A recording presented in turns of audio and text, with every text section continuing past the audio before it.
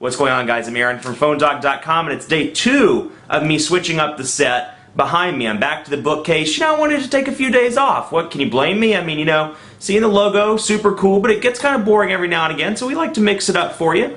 I like to mix it up myself. And you know, somebody in the YouTube comments said I tilt my head when I do my intro videos, so I'm going to start talking like this in the intro videos, kind of like that guy from Law & Order when he's interrogating suspects, you know, Vincent D'Onofrio. I'm going to talk like this. No, I'm just kidding, but if you're looking for a device, this is really a terrible segue, but if you're looking for a device with not one, but 2 screens, well, Sprint's got your back. The Kyocera Echo, coming April 17th for $199.99. It has a 1 GHz Snapdragon processor. It's pretty well equipped. 2 3.5-inch displays, rear-facing camera. It's been a long day. Rear-facing camera, and then those 2 displays, which you can use in tablet form or in phone form. Do you see how I did that there? I did it with one hand. Or you can use it like this and use it like a normal phone. Now, is this the device for you? Should you go with something else? Should you go with one of the 4G devices? Because this is 3G only. Well, we're going to try to find that out in what's both the unboxing and kind of a first impressions as well, since I had to pull it out of the box to charge it. So here we go. Kyocera Echo, first impressions and unboxing starts right now. So I can't figure out why they shipped it in so many boxes. I think this is kind of a media review box, whereas this is what you're going to get. In fact, I'm sure this is what you're going to get when you buy it in the retail store. It's going to look, you know, the typical Sprint box. But this is, hey, this is pretty, and it came in a nice little media box. So we'll see Echo by Kyocera at the top. Get a thumb drive, I'm assuming, with press information on it. And then here is the device itself. We'll wait for that on the side. We'll pull this off. And you can see, like, apparently this is where the box was supposed to go, but somebody didn't cut the foam the right way, so it's not fitting down in there, which I'm assuming is why I didn't get it down in the box like that. So you can see here it is, Kyocera Echo all across the sides, and up here this box includes Kyocera Echo, 2 standard lithium-ion batteries, external battery charger, AC phone charger, USB cable, micro SD memory card, get started guide, and more. So I actually had to pull out the charger, so you're not going to see it, which I know people are like, is this even an unboxing? Well, I figured you'd like the first impressions more, and you'd like to see what the device looks like powered on since the battery was dead. So I pulled that out. Micro USB charging port is right here, or micro USB cable is right there. AC adapter module was right there. Here's our battery charger, our external battery charger, and you can see over here, power. Let me get it in the focus here so you can see it. USB, power, DC in, and then here it is, Kyocera charge, and you put the battery right down there. So it's nice, nice to have that, a nice little feature. And you know, considering it's $200, comes with quite a few goodies. And then you get this micro SD adapter, so you can put it in your computer, and you can you know, take the micro SD card, put it in your computer, and transfer pictures, music, and more. Quite a few instruction manuals here. Get started. All you need to know to get going. Vamos. Todo lo que entiendes, todo lo que tienes que saber para empezar. Basics guide, Kyocera Echo, important Sprint information. I'm gonna go back and do that again because I'm pretty good with Spanish. Todo lo que tienes que saber para empezar. There we go. That's better. I feel better about it now. And a recycling bag as well, so you can recycle your old phone. So all that comes in the box. And we'll close that. And you can see over here on the side, it just says dual touchscreen displays.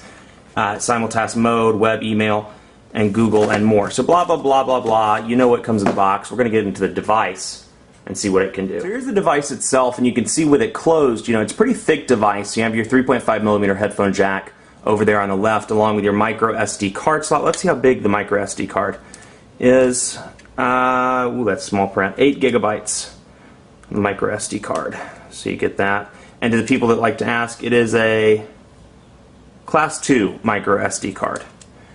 And power button here, volume rocker there, micro USB charging port, and both of these have flaps to keep those protected, which is nice. On the right side, nothing but the hinge, and then on the back, your camera. So you get the external camera, 5 megapixel camera with HD video capture. So it's a pretty decent camera, and we'll do an HD video capture test on this device as well very soon. So here's what it looks like open. 2 3.5-inch displays, which you can use it kind of in tablet mode. You can use it in, or landscape rather, you can use it in portrait. And then what a lot of people are doing, you know, landscape kind of equals a tablet. So they consider it kind of like a mini tablet, and then it becomes a phone.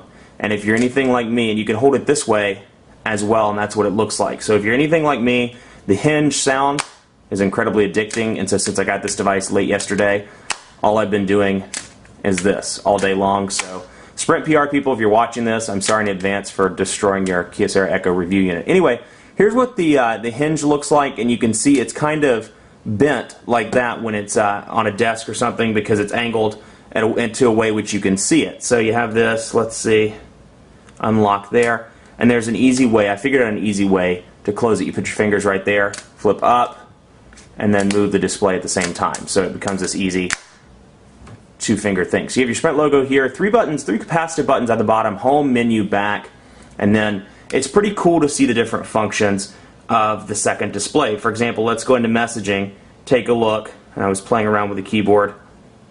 Let's delete all that. So here's the Android keyboard, and it comes with both swipe and with Android, and it's actually a kind of a modified version, and you'll see that a lot throughout this device. There are little modifications to everything, and that's because of the second display. So you can see the keyboard doesn't look identical to an Android keyboard, but they're calling it the Android keyboard. So the quick brown fox is my buddy.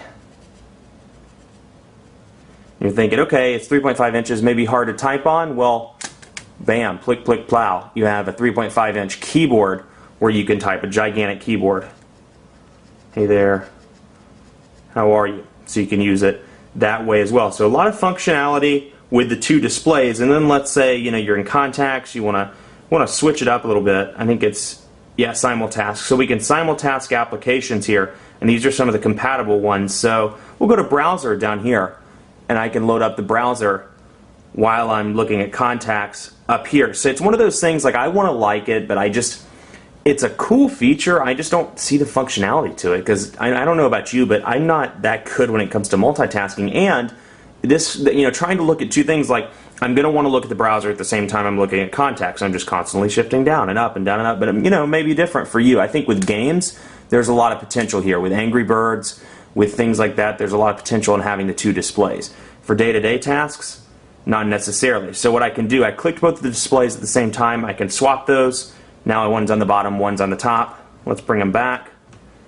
Very easy to do. So the concept is actually pretty cool, but actually then we'll hold it up like that. The concept's pretty cool, but will it, consumers pick it up and will consumers adopt it? That remains to be seen. You can see two of the same capacitive set of buttons here, along with the notifications light on this top screen, but depending on which display is the primary display. Now when you go down here, they stay that way, but you'll notice when it closes, it goes back to those. So it depends on what you're doing with, which displays you're on, how many you're using, etc. Then you can scroll over. It has the typical Android 2.2 setup. Now program-wise, you get a couple of unique programs: battery use, browser, and there are these little icons you can maybe be able to see just below. Get it out of the light there so you can see.